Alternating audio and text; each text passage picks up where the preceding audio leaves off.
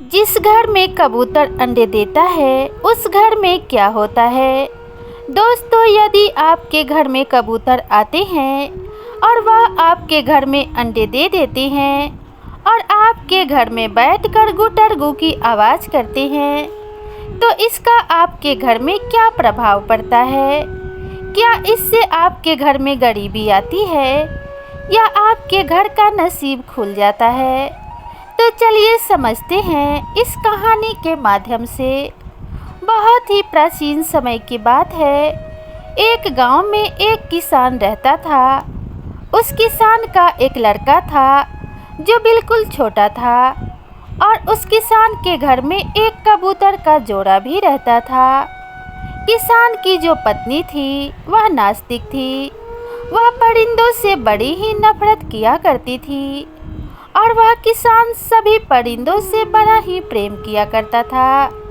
किसान रोजाना प्रातःकाल उठकर उन परिंदों को दाना डालता था और उनके पानी की व्यवस्था किया करता था। परंतु किसान की पत्नी परिंदों से नफरत करती थी, जिस कारण से वह इस बात को लेकर किसान से अक्सर झगड़ा किया करती थी। आप इन परिंदों को दाना पानी क्यों डालते हो? यह मुझे बिल्कुल पसंद नहीं।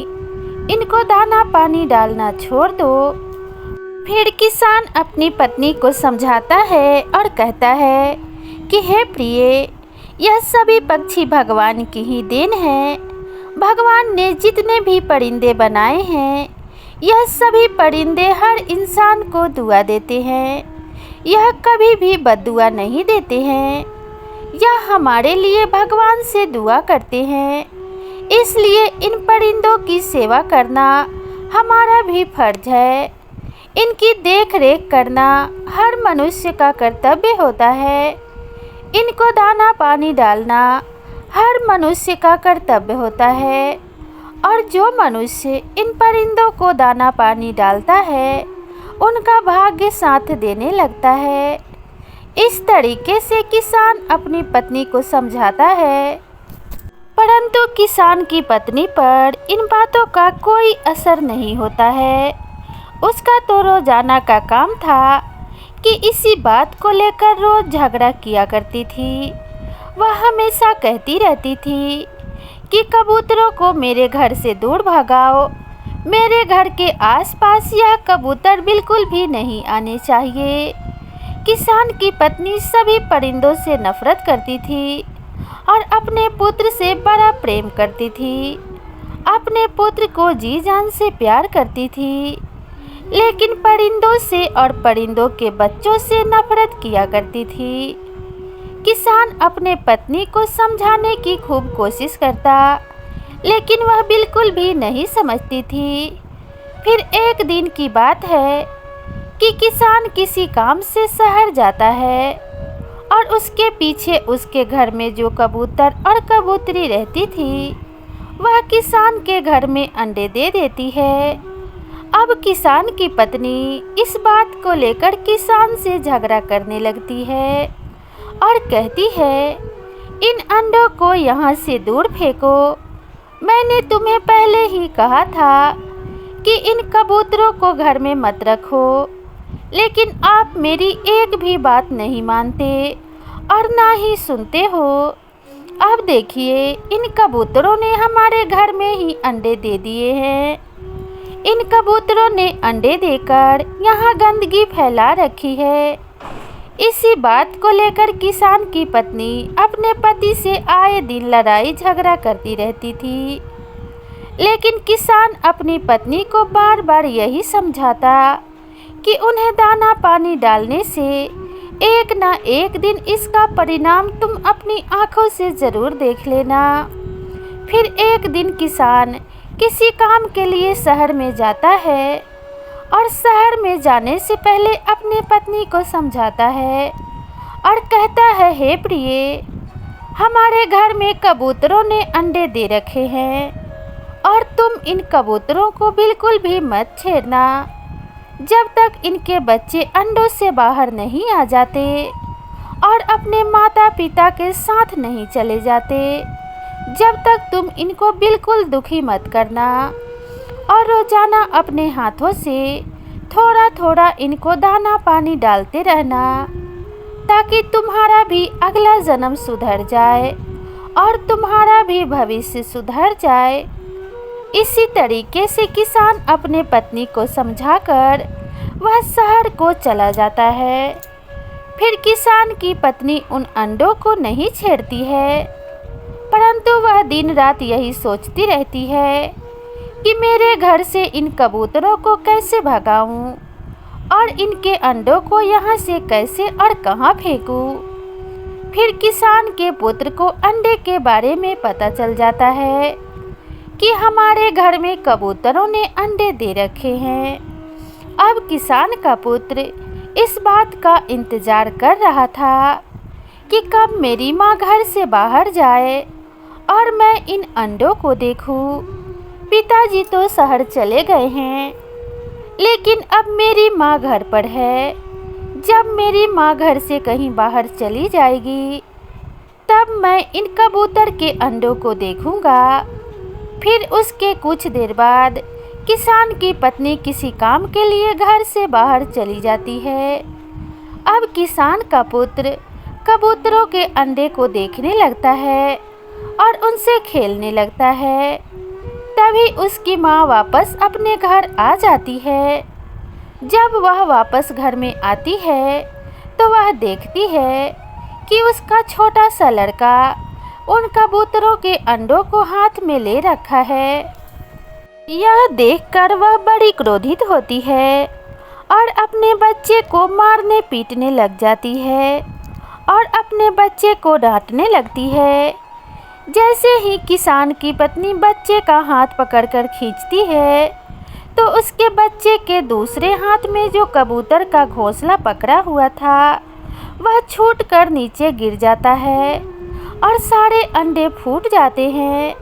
और एक अंडा उस बच्चे के हाथ में था, उसको भी किसान की पत्नी उसके हाथ से छीनकर जमीन पर गिरा देती है, तो वह अंडा भी फूट जाता है और वह अपने बच्चे को खूब पीटने लगती है।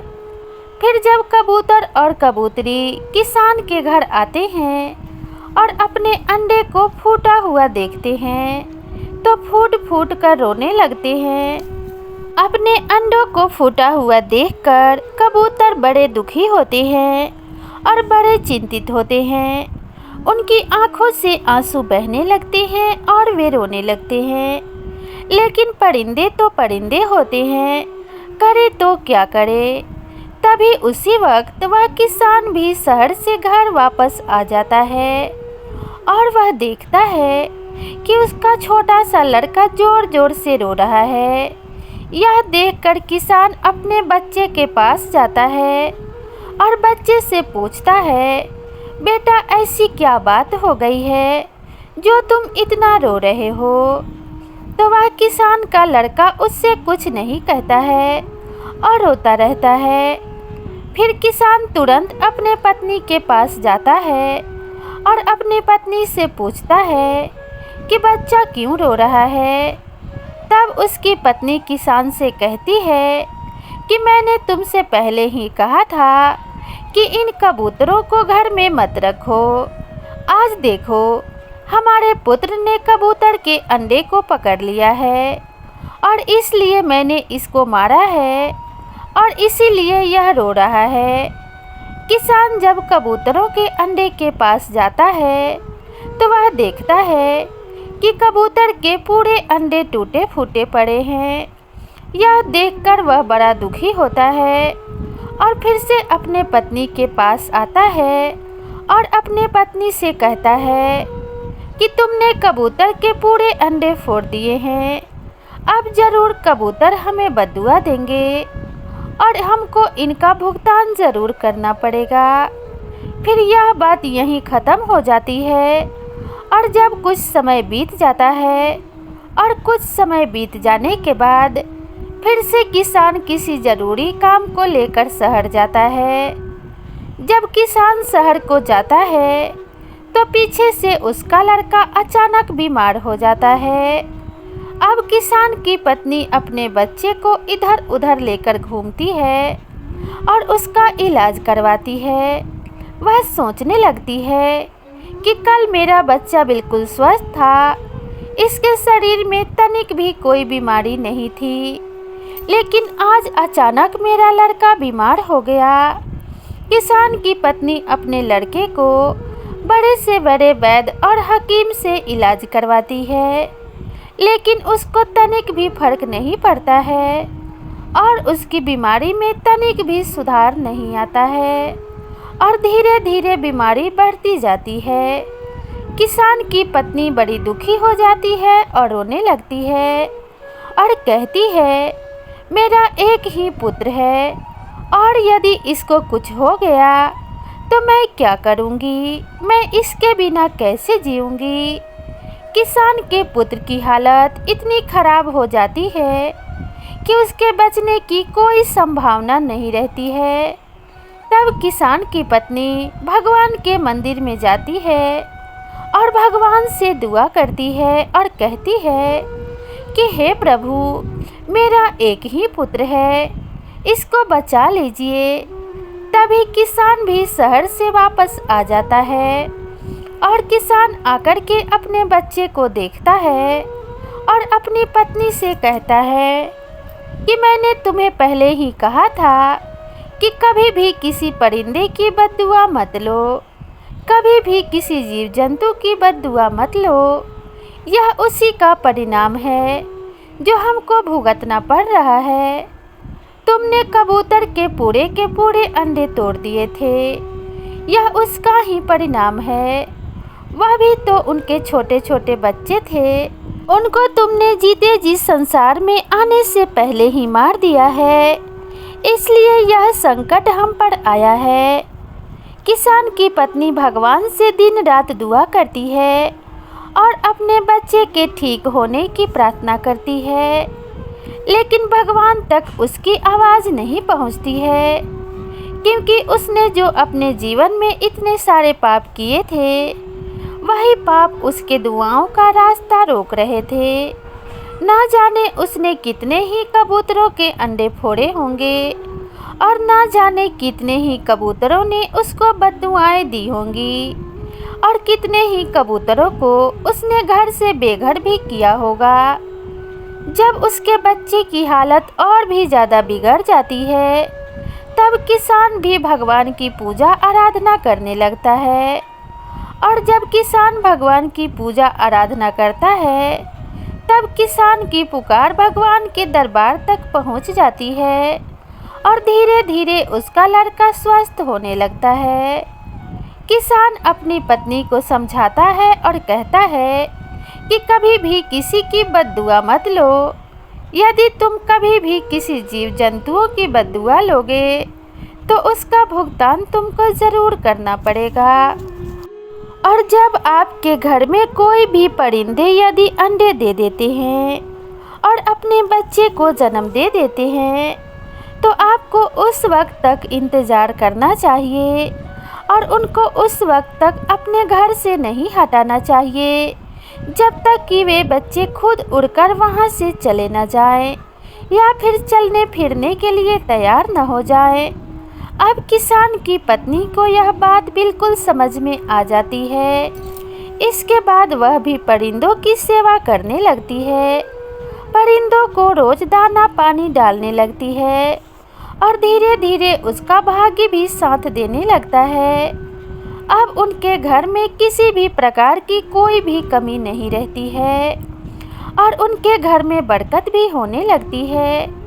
यदि आपके भी घर में कबूतर या कोई भी परिंदे अंडे दे दे तो उनको बिल्कुल भी ना हटाएं, उनको तब तक ना हटाएं जब तक कि उनके बच्चे उनके साथ जाने के लिए तैयार नहीं हो जाते। और एक बात यह भी है कि यदि आपके घर में रोज कबूतर गुडरगू की आवाज़ करते हैं तो यह अशुभ संकेत देते हैं। इनको अपने घर में बिल्कुल भी गुडरगू ना करने दें और ना ही इन्हें बैठने दें। या तो आपको कबूतरों को शुरू से बिठाना नहीं है, और यदि बिठा दिया तो फिर उनकी सेवा करो और उनको दाना पानी डालते रहो, क्योंकि ईश्वर की बनाई हुई हर रचना शुभ ही होती है और कबूतर का गुटरगू करना अशुभ माना जाता है। लेकिन इसका मतलब यह नहीं है कि कबूतर आपके घर में बैठ जाए तो आप उसको मारे पीटे। आप कबूतरों को शुरू से ही ना बैठने दें और कबूतरों को दाना तो आप घर से बाहर भी जाके डाल सकते हैं। तो दोस्तों, आपको यह वीडियो और ये जानकारी कैसी लगी कृपया कमेंट करके ज़रूर बताएं। और ये वीडियो पसंद आई हो तो वीडियो को एक लाइक करना बिल्कुल ना भूलें और चैनल पर नए हैं तो सब्सक्राइब ज़रूर करें। तो दोस्तों, मिलते हैं इसी तरह की नई कहानी के साथ। तब तक खुश रहिए, स्वस्थ रहिए। नमस्कार।